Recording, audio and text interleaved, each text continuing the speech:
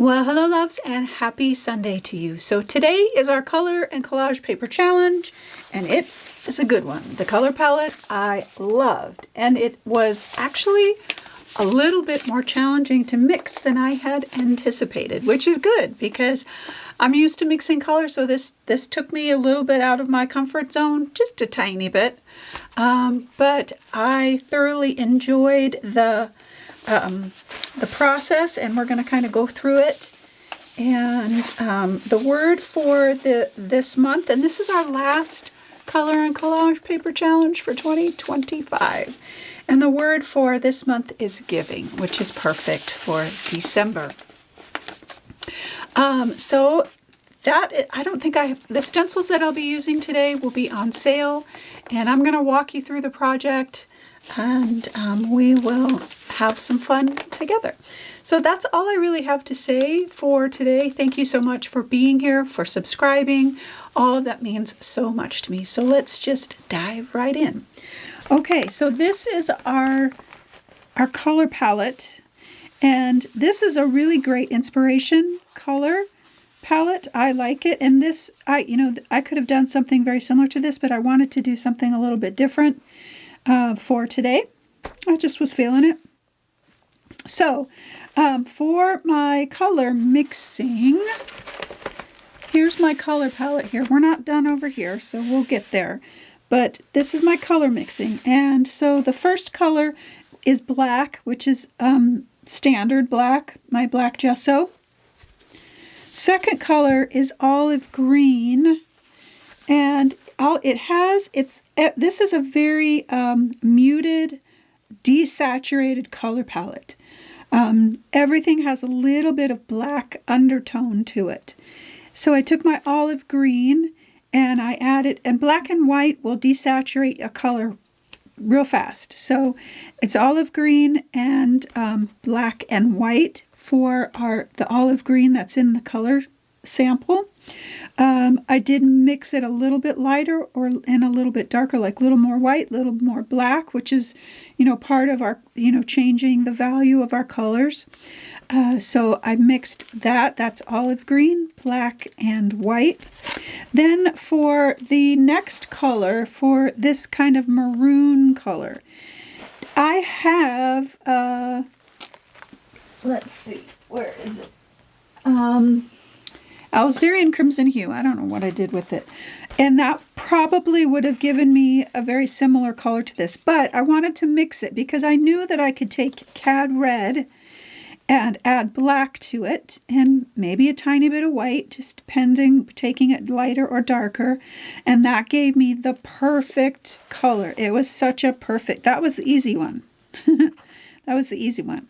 This one, I thought would just be taking my color mixture of the Cad Red and the black and just taking it lighter. Well, this has a creamier undertone. And so it took a minute, and I had to break out the unbleached titanium color. I think that was, this is the color that I used. And because it's got a little bit warmer tone to it, and yet it's not really warm. It's very desaturated. So I went back and forth trying to get, because I had to add black and then kind of bring it back to a little bit of a warmer tone. And the example photo and these colors don't necessarily match exactly. So it was a different mixture, but it had to have that kind of pink undertone. So I've got Cad Red, black, and white. Same with this, but just a lot more white. And then I added some of the cream color to it to kind of soften it just a little bit, because it wasn't working. Because I had a lot of versions of it. And then this one was when I added the cream up here, and it was a good match. And then the next color is this kind of muted. Again, it's that seafoam color, but with black. So I took my olive green and cerulean blue and mixed that together to get kind of a teal. And then added a black to it and kind of took it down and then added white to it to give it more of that kind of light tone. This one gave me a run for my money, as you can see. And I've got a couple of different versions here, all well within my color palette. And really, honestly, this sample is a little more gray than, say, this. This has kind of got more of a blue undertone, blue-green. It's an odd color. So this one actually gave me a run for my money, but I got there. And it's not exact. I could have taken it a little bit lighter, and taking it a little bit lighter, I would need to add black and white, and it really lost all color at that point. So I settled for this and was okay with that. And then the cream, this color cream here, it's very warm. Here it's very gray. So I kind of went with my own version and just took the cream color that I have and a little bit of olive green in there and maybe a little bit of this teal color mixture that I had and kind of mix that together. So I've got cream, white, black, and olive green in this one. And this is olive green, cerulean blue, white, black, cream, or titanium white. So that is our color mixing. So then I went and I grabbed some similar color collage papers. And I had some that matched exactly, and I had some that weren't even close, but that had like a red undertone. And so I went to town taking those collage papers and putting my colors over them so that they matched the color palette. And some match better than others, and that's okay. I grabbed ones that had pattern and different things like that because I wanted them interesting. And that undertone pattern was typically darker than what I had, as the actual color swatch. But it works when you put that wash over it. It worked really well. And this one here is the only one that I did not do a wash over because it matched my color palette perfectly. So that is my collage paper. Now let's just talk about this because I put collage paper down in the background. Super simple. I just grabbed 3 big sheets and kind of tore them up, and this section is barely showing, like they'll show underneath a few of these. This is showing and this is showing. But I wanted to have that collage paper down just in case because I didn't know exactly what I was going to do yet. And then I came back and put my collage papers down. Now the camera did not turn on, so I'm going to explain to you what I just did. I divided my page by the rule of thirds so that my dividing line is up at the top and it's more interesting that way versus right smack in the middle. And this is my landscape. Now, once I kind of got my color on there, I wanted to have some of that reddish crimson color in the background. And so I started there. But I also put down a little bit of a wash of the lighter color, this color, to begin with. Then I put this paper down, and I wanted this to kind of be relatively straight so that it looked kind of like that horizon line, and then bring the mountains in. And I just tore random bits of papers, like little bits that kind of took me down into kind of a mountain feel. And I staggered them in different values of color, in different color ranges, especially right here in the kind of green section. But I love, like, this is a separate piece, this is a separate piece, this is a separate piece, this is a whole, actually I tagged on a little bit here, separate piece, and separate piece. And I've got a little straggler right here.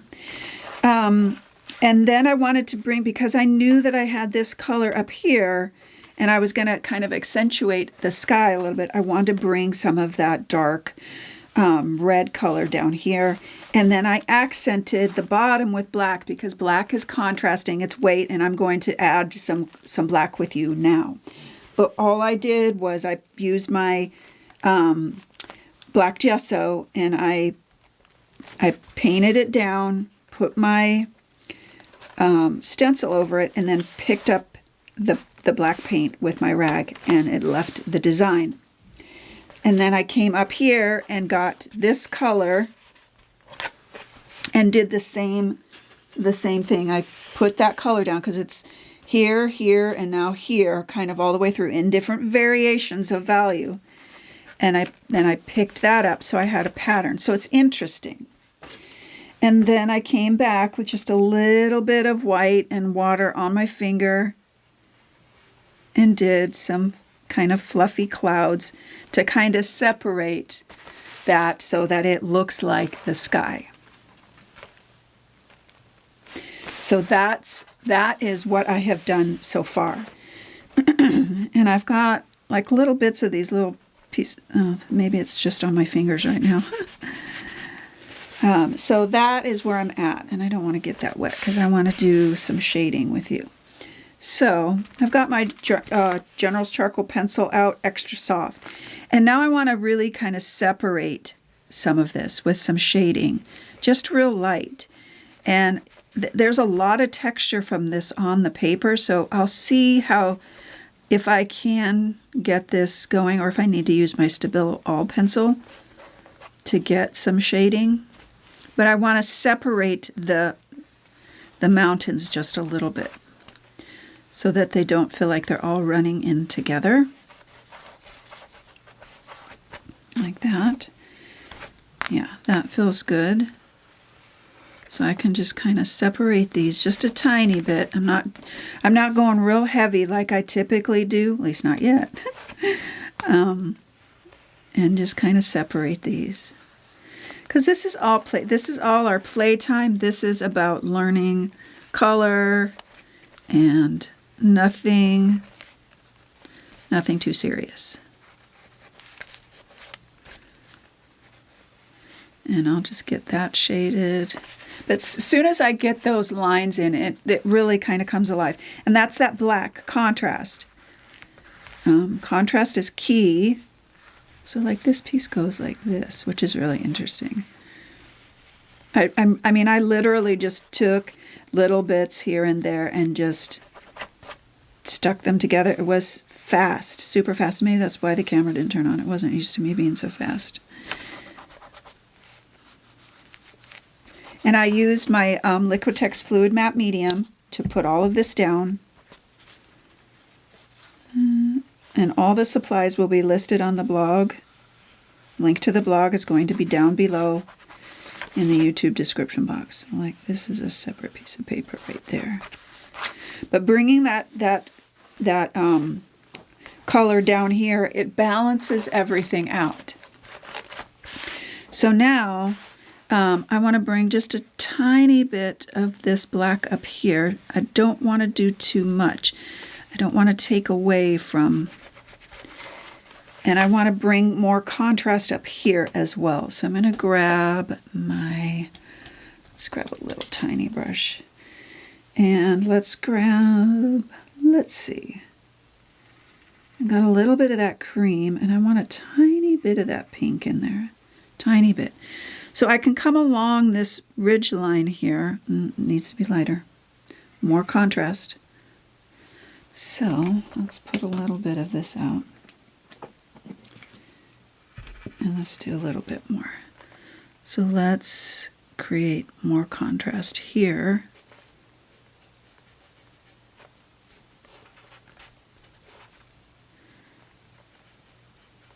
Just to bring the eye up.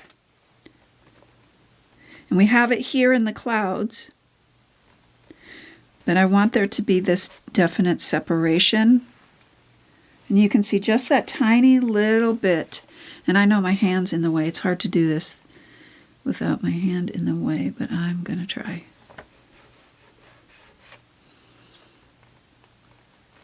And I could use,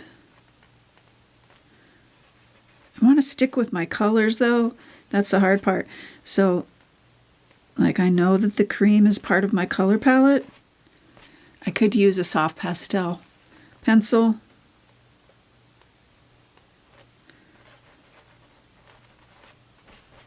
But just that little bit of white along that horizon line. And there's so much more I would want to do, like add a little bit more color to the sky, but I want to stay within my color palette. And limitations are always great when, we're playing. Okay, that feels really good. I like that. And then I want to bring some of this black up to the top. And so I'm going to take some black here and really water it down. And maybe I'll add just a tiny bit of white to that. Give it kind of that gray feel that's in so much of our color. Okay, and then add a little bit of that in the clouds. I want it darker.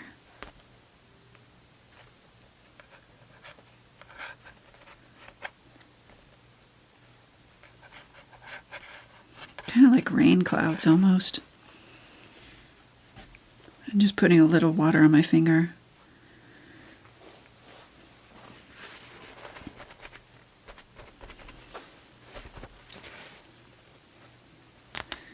And bring a little bit of that up here.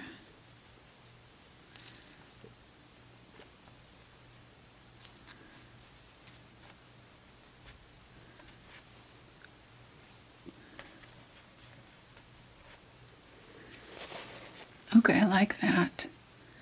That feels really good.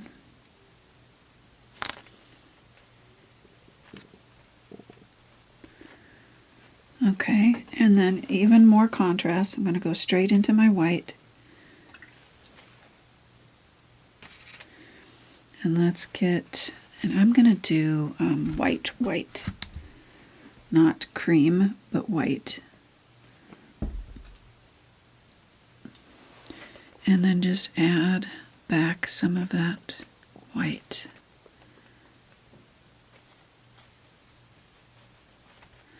Just for some more contrast. Because we can.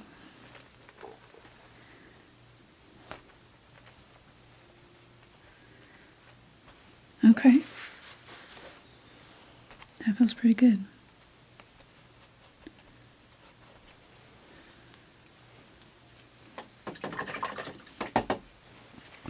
And so now, as I'm looking at this, part of me wants to now make this a little bit darker. I need that contrast. This is just me.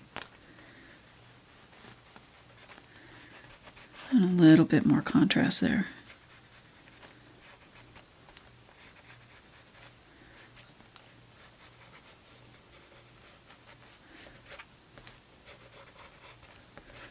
Yeah, that feels good.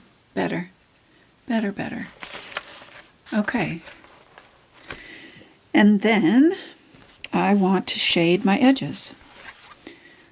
Super simple page. I'm going to grab soft pastel stick. And this also is part of that black that I bring up. That helps me frame it. Sorry if my head is in the way.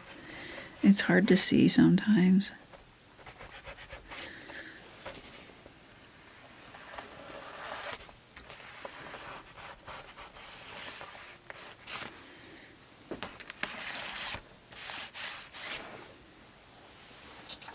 This is where I use my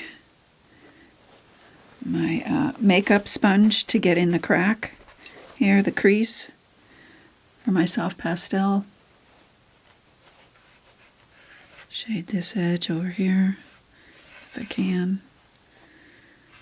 I'm gonna grab this black. Okay, let's do that.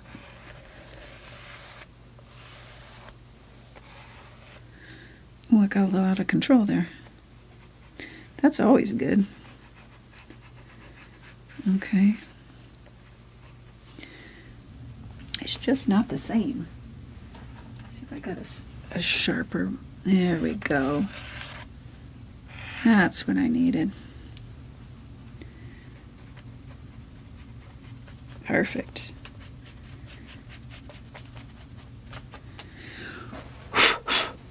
Okay.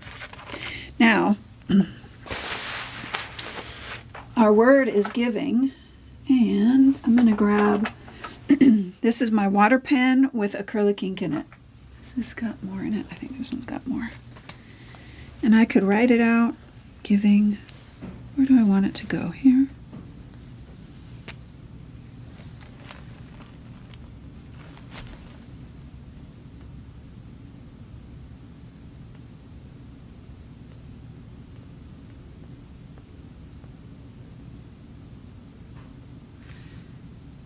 Giving. And I feel like I want to write, the best gift you can give is yourself.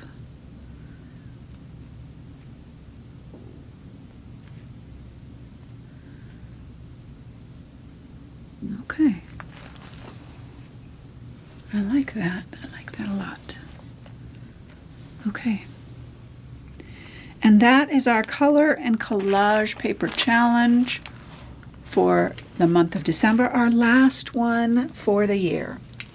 Okay, my loves, I hope you enjoyed it, and I am so sorry that I missed the paper going down, but you get it. You've seen me put down paper about 1,000 times, so me walking you through it, you know how it goes. But super fun, really great colors. I love this color palette. A couple of the colors I would tweak a little and use differently, but otherwise I really like it. It was a good color challenge. I hope you enjoyed today's video, and I hope that when you watch this, we're in the thick of the holiday seasons, that you're finding some time to just be, whether it be a little tiny scratch of paint or a brush of paint, a scratch of your pencil, a few collage papers down, that you get a chance to just shut the door and be quiet and find time to be grateful. All right, my loves, I hope your Sunday is restful and peaceful, and I hope that you always, always know that you are loved.